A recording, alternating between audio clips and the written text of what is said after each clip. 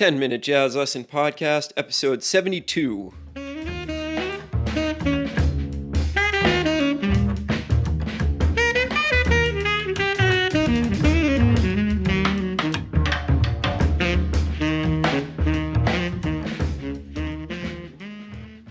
Hey everyone, welcome back to another episode of the 10-Minute Jazz Lesson Podcast. My name is Nick Manella. Thanks for joining us today.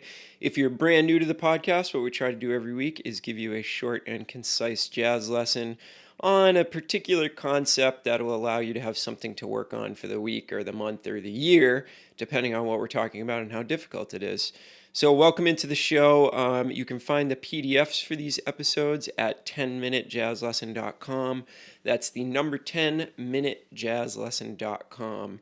Hey, we have a favor to ask you this week. If you don't mind taking about 30 seconds of your time, going into iTunes and leaving us a rating and review, that really helps us to get the podcast out to more people and help more people become better musicians. So if you feel like you like the show or you hate the show, go on to iTunes and let us know what you think. Give us a nice rating and review. We'll give you a shout out if you do that on the actual show. All right, so let's jump into today's lesson. Today is a part 2. Every once in a while I do some of these episodes in parts because it's just a little bit too much to, get out in only 10 minutes. So we're going to talk about part 2 of using something besides the blues scale. So last week, if you haven't checked out last week's episode, make sure you go and check that out before you tune into today's lesson, because we're going to be taking that information and just putting another spin on it in this week's episode. So last week we talked about the Mixolydian sharp 9 chord scale, and we talked about how it's very close to the blues scale, but not quite the blues scale. So a little bit of a quick recap. The blues scale is 1, flat 3, 4, sharp 4, 5, flat 7, 1, right? That's your typical blues scale.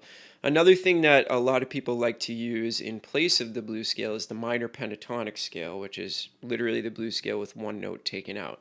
So if you were to take that sharp 4 out of the blues scale and play that scale, it would result in a 5-note pentatonic, 1, flat 3, 4, 5, flat 7. So that would be your minor pentatonic. Those are the two most typical devices that somebody, an educator, will tell you to use with an inexperienced student or somebody who's just coming into learning the blues, because it's easy. You just play the same scale for literally the entire progression, and it sounds pretty darn good. So there's a good reason behind teaching everybody the blues scale.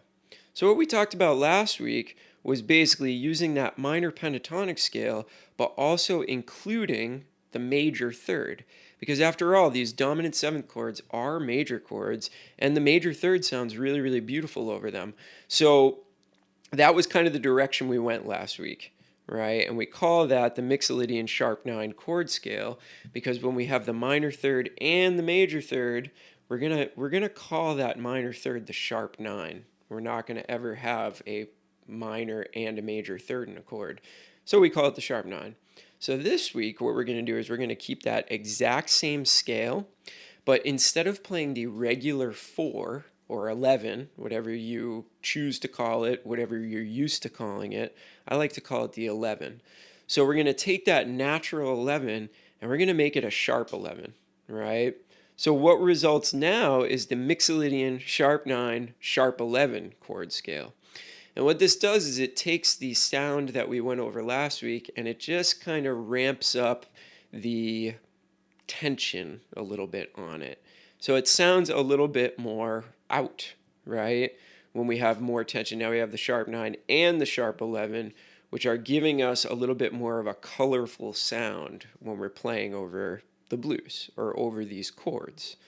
And the other thing that we talked about was using the same scale over the 4 chord, right? So actually following along with the chord changes and actually changing what we do when the chord changes. That's definitely the next step in your development as an improviser. So I'm going to play the scale that I showed you last week, and then I'm going to play the new and improved scale that we're going over this week. So here's the one from last week.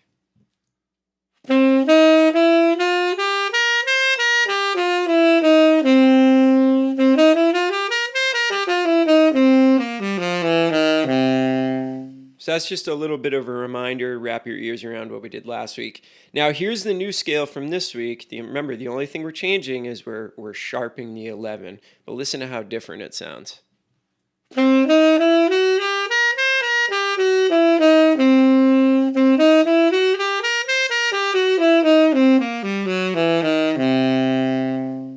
you can hear that changes things up quite a bit. It adds a whole new flavor to the scale, and like I said, it just creates a little bit more of a colorful harmonic sound.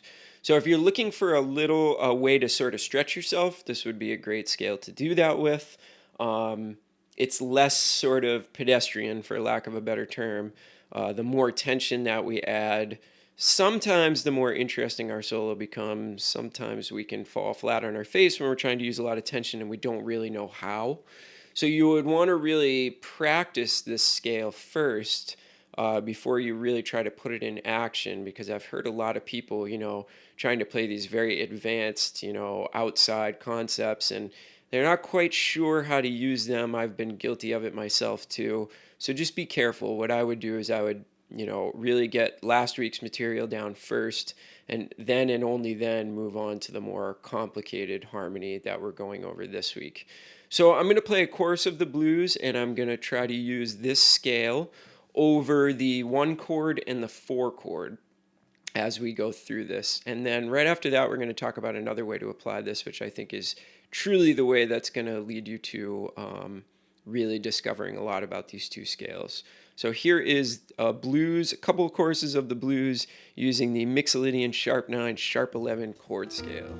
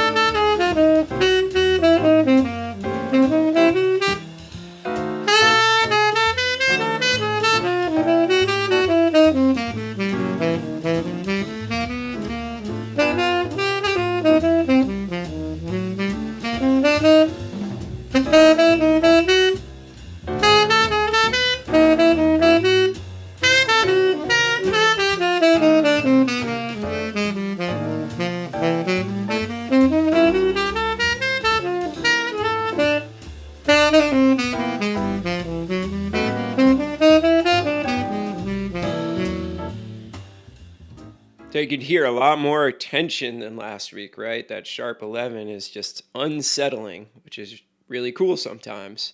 So I think the real kind of the best way to use this is to work your way into it, if that makes sense. So you wouldn't want to just use this scale all the time, because first of all, it would get old rather quickly. That one particular sound. And second of all, it sounds, if you listen to a lot of the legendary jazz players, what they'll do is they'll start their solos in a relatively tame way, and then it just kind of gets more complicated, more colorful, more out as they go along. So one of the things that you could do is you could use the scale from last week in one chorus, and then you could escalate it in the next chorus to using the scale from this week, right? And that would give your solo a real compelling turn, where it's like, okay, this is getting a little bit more interesting, and then every chorus from then on out gets a little bit more interesting and more interesting. That's what makes for a good solo. There has to be some shape to it. There has to be a reason for the listener to keep listening. So I'm going to leave you this week with I'm going to play one chorus using the scale from last week, and then I'm going to play the second chorus using the scale from this week, and see if you can pick up on more tension in the second chorus, and hopefully it makes my solo a little bit more compelling. I don't know that it will, but that's the goal at this point. All right, so check this out. First chorus is going to be with the regular sharp 9 chord scale, and the second chorus is going to be with the sharp 9, sharp 11 chord scale.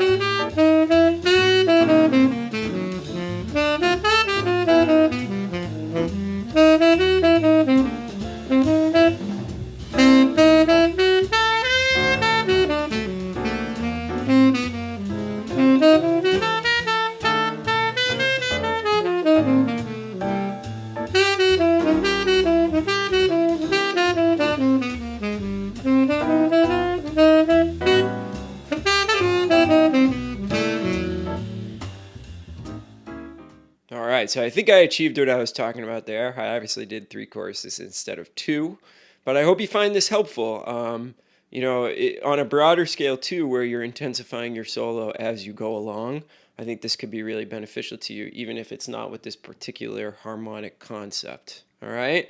Drop me any questions you might have on this episode, 10minutejazzlesson@gmail.com, and we will see you next week. Have a great weekend, everybody.